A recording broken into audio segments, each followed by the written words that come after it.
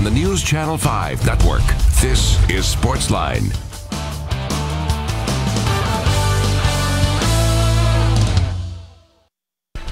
Welcome, Nashville, to a very special edition of Sportsline here on News Channel 5+. I'm John Burton with you for the next hour. A lot going on in the world of sports. Of course, the Titans having that joint practice today with the Tampa Bay Buccaneers. Happy to report no dust-ups, no fights, no brawls. Although we did see Taylor Lewan kind of get into it with Jason Pierre-Paul of Tampa Bay. A little nose-to-nose, jaw-jacking session, but other than that, things were pretty calm out there at St. Thomas Sports Park. So the two teams will scrimmage again tomorrow, and then, of course, the big game. Well, not the big game. It's a preseason game Saturday night at Nissan Stadium. So you're up to date football-wise. But tonight, we're talking wrestling, and we're talking with one of the greatest announcers in sports entertainment history, WWE Hall of Famer, the great Jim Ross is here. Oh, wow. Jim, it is an absolute honor to have you here in studio. I've watched you. I've listened to you for many years. I'm a huge wrestling fan, as our viewers know here on the Wednesday Extravaganza. So it is an honor and privilege to have you here. Thanks, John. Good to be here. Always fun to be in Nashville. I had a little barbecue downtown today. And nice. I'm trying to figure out when I can get into Hattie B's Chicken without standing in line for a couple hours. That's a popular spot, man. Yeah. We love our hot chicken here in Nashville. I love it too. And when you think about Nashville and pro wrestling, you know, the history with the Jarretts, and of course Dwayne Johnson, The Rock, pretty much got his start here in Nashville. There's a huge pro wrestling tradition here in this city, isn't it? Yeah, absolutely. Because the territory here, the Jarretts and the Jerry the King Lawler were partners with Lance Russell. All those guys had a little piece of the action in some shape, form, or fashion, it would seem.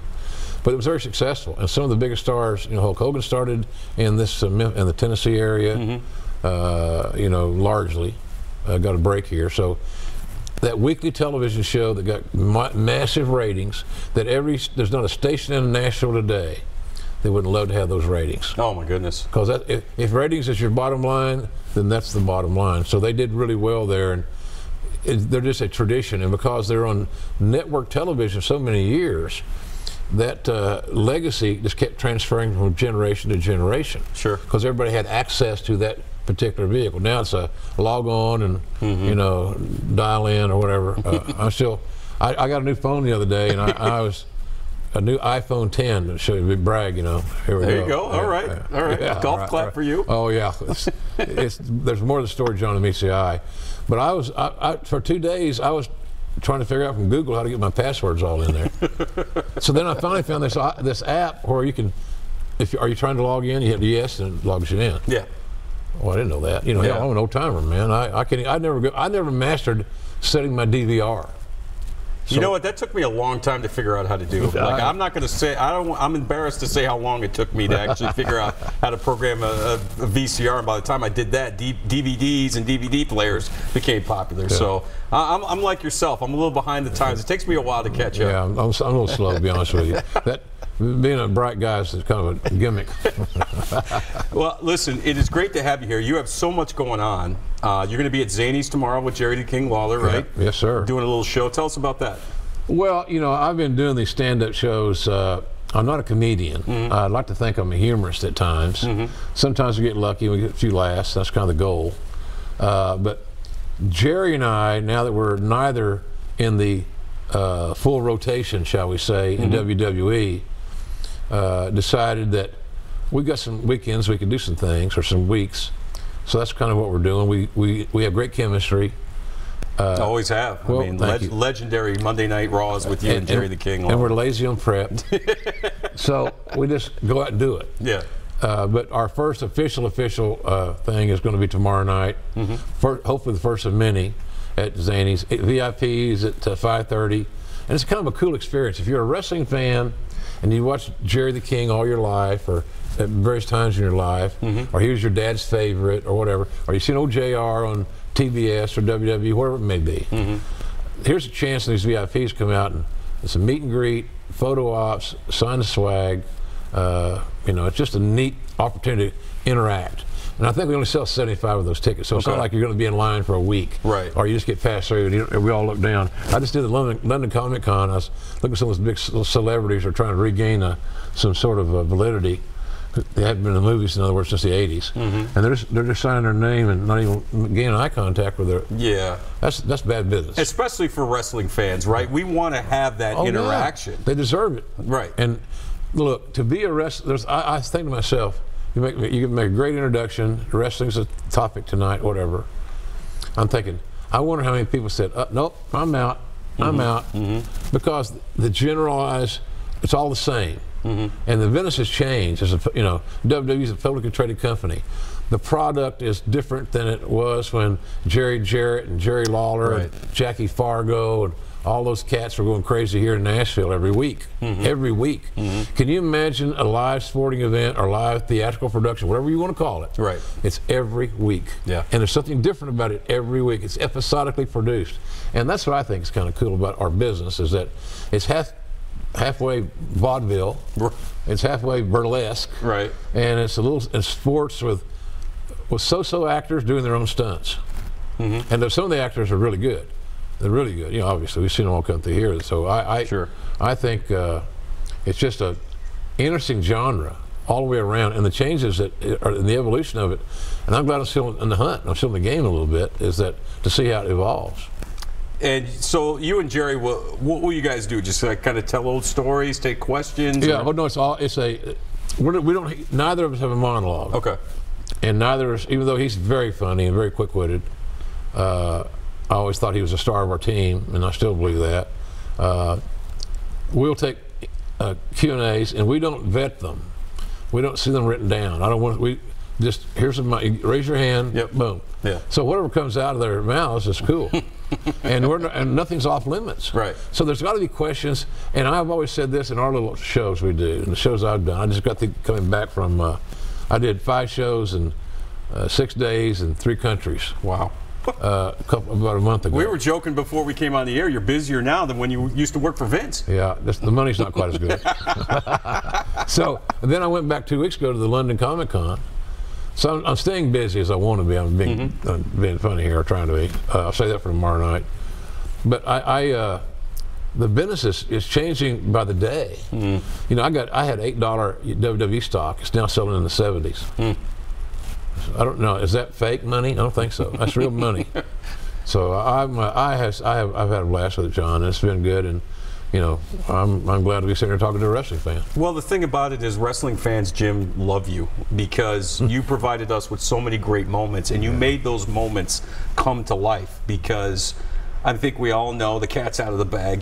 Pro wrestling is scripted entertainment, but it's also athletic entertainment. I used to do a little bit of low level independent wrestling in the Pittsburgh area, and let me tell you, what you do in the ring is real, but the outcomes are preordained and all that kind of stuff. But what made you the Hall of Famer and the legend that you are, you made those moments,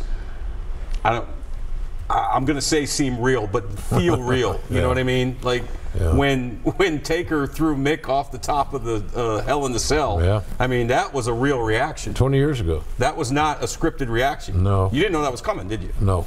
Yeah. No. Jerry and I both believed, maybe egocentrically or not, that our skill set, our ability to ad-lib, because we both came through the territory system. My territory was out in Oklahoma, Louisiana, Arkansas, Houston, a little bit of Houston for a while, Mississippi, the Mid-South. And Jerry was in this race. He was from Memphis to Nashville every week. So, but we always felt that we were best when we ad-libbed and we saw something and we reacted to it organically. So it didn't sound so contrived. Because the last thing you want is your audience to start rolling, oh my God, what did he say? Oh my God. Change the channel. Right. You can't insult their intelligence any more than the genre brings with it. Sure. It brings some. Because we know he's not a masked man. Hey, he doesn't go to the bank wearing his mask. It's names change and things like that. Right. So I'm a big believer that our skill set, preparing us for where we went in WWE at the top of the mountain, was unlike any other broadcaster that they've had since. Absolutely. And because the territories no longer exist officially, there's some very successful promotions, don't get me wrong, but having a territory, a route, you got a territory means you're here on Monday, and and next Monday you're back here. Right. That's your territory. That's your territory. Right. But the thing about it, Jim, for me, is that, you know, the one thing I noticed that a good wrestling announcer does, you have to put the match over, you have to put the talent over. Both talents. You know, the babyface and the heel, or who's ever working that night. You have to give the audience a legitimate reason, A, to watch this match, and B, to be emotionally invested in this match. And nobody did it better than you. Well, thanks. I was always a fan, still am. And I had two grandfathers that were great storytellers. They were good liars. So if one caught a fish this big, they're already screwed, because the next one's going to say, well, I got this. So I think that you have, here's my theory of this crazy world, this business. The wrestlers create music. It may not be your kind of music. It may not be what you want to dance to, or what you want to, you know, fall asleep with, or whatever. They make a unique music. It's up to broadcasters like Jerry Lawler and me in the day to provide the lyric. And it starts with the music. So I'll just say this. Some nights we had great nights together, Jerry and I. We had some nights people still talk about them. The Foley thing you mentioned. Oh my gosh! For example, there's others. You know, the milk thing, Milkomania, and our Climb the Ladder kid, and to Jeff Hardy. Oh my gosh! You know, things like that. Make yourself famous, kid. Yeah. Oh my gosh! It's legendary. There's not scripted. It's just what you feel. Right. And so if I really feel it, because that's how we were feeling at the time. Well, I wanted, you know, Jeff Hardy to climb that ladder and beat the Undertaker, and make himself famous. So you echoed what we felt. Well, I had my hand on the pulse of the fan, because I was a fan. It sounded like a coffee commercial or something. You know? I drink decaf because I'm a decaf kind of guy. But the deal was that I never played the role of a wrestling announcer. I don't know what the hell that would be. Right. I tried to, when I first got in the business, I tried to be Gordon Sully-esque, and I got chewed out day one from Cowboy Bill Watts, saying if I wanted to hire Gordon Sully, I'd hire him. Right. You had to find your own niche. You had to be you, right? You find out who you are and do it quick. Yeah. So that's kind of what I did. But the storytelling is just, when I was only child, so, and I lived on a 160-acre farm, and my grandpas were around a lot, as I mentioned earlier, fishing, quail hunting. You know, I was helping them on the farm, do chores, and boy, they weave some great tales. Yeah. I mean, they have me on the edge of my seat on so many things. So then when I picked up that little trait, and so when I was like 10 or 12 years old, my dad knew what I wanted to be. I wanted to be a farmer. I would get my big old butt off that farm as fast as I could, man. And he would say, well, analyze this game for me. What happened in the first half of this game that I watched? Why should I watch the second half? I'm 10, 12 years old, so I got to give him bullet points. And he had one of Vince's sayings. He didn't say it specifically, but I knew what he meant. Don't tell me how to make the watch. Yeah. Tell me what time it is. Right. Short attention span theater here, so I love you some, but you got to hustle. That's right. WWE Hall of Famer Jim Ross is with us in studio for the entire hour. Again, he and Jerry the King Lawler will be at Zany's tomorrow night. I believe we have a graphic we're going to put up here for everybody to see. Check that out. They're there, boy. Yeah, VIP doors open at 5:30. General admission opens at 7. It's at Zany's Comedy Club. You see the address, 2025 8th Avenue South. It's going to be a great show. Tickets still available? Yeah, absolutely. Yeah. There's about 20 VIP tickets left, I think. 15 or 20, and there's I wish I didn't have to work tomorrow. A few more GAs. Yeah, I'd love for you to be there. You'd enjoy it. For a wrestling fan, I was going to mention this a while ago, and I got off track, which happens to me a lot, folks. It'll happen to you too when you get 66. Have a lot of shots to the head. Wrestling fans have been belittled, almost like fat shamed. Yeah, they really have. And I know I was. I still get it sometimes. Me too. My buddies, I've had relationships end over my love for professional wrestling. I had 2 marriages that do any favors, I promise you.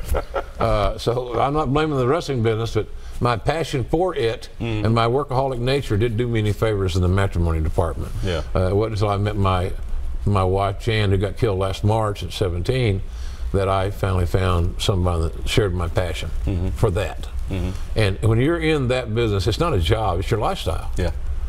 I say it's like being an NFL guy, a football player. It's not just your job, it becomes your life. Yep. Because you got a trainer year round now. you know, there's things. It's a different game than it was back in the day. Right. So but I think when the fans come to the shows, there's no fat shaming. There's no teasing. They're amongst friends. I was going to say, we're all family. We're all marks. We're all wrestling fans. We're all fans. And we want to hear the stories. Absolutely, and they all together. It really is a fun experience because it's a positive experience. And even though Jerry buried his son the week before last, it will still be a positive experience because he wants to laugh, he needs to laugh, and by golly, we're going to do all we can to make sure that happens. WWE Hall of Famer Jim Ross is with us in studio the entire hour, where our phone lines are banked. We're going to get to those after our first break. Also, you have a book coming out we want to talk about. Well, I got my book, Slobberknocker, My Life in Wrestling, has been #1 in this category for 18 months. Great name, by the way, Slobberknocker. And you also have your great podcast that is super popular. I just taped it today. I recorded it today, and it's going to probably drop by now. And I had a beautiful, almost hour-long conversation with Ric Flair. Wow. All about his health. Gets no better than that. I will definitely be listening to that. JR with Ric Flair for an hour. I'm down. That's good stuff. I love him, and he's getting better. He's healthier now. I think he's going to SummerSlam. A year ago at this very week, he was in a coma. I know. We almost lost him, but he kicked out. He kicked out again. We're going to take our first break. We're going to come back and talk more with WWE Hall of Fame announcer Jim Ross right here on News Channel 5 Plus. Sportsline continues right after this.